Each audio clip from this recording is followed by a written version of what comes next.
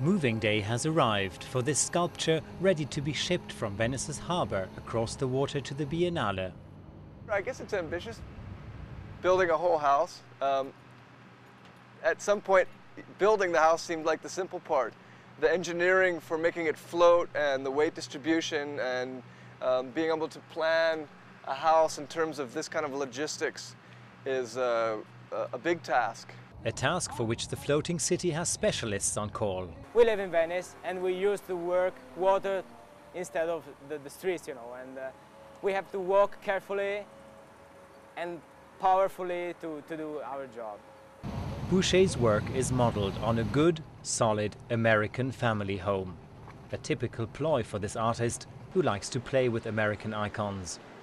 A floating suburbia encounters old world Venice, travelling past the city's most famous landmarks. And then artwork and artist arrive at Arsenale, site of the Venice Biennale, which it is to call home for 6 months. Mike Bouchet is someone who likes grand gestures and suggested that he brings a little bit of the world where he's from to Venice. It sounded a bit megalomaniac to me, but here we are, and I'm very happy to see it. But not for long. The house begins sinking. A floating pontoon has failed.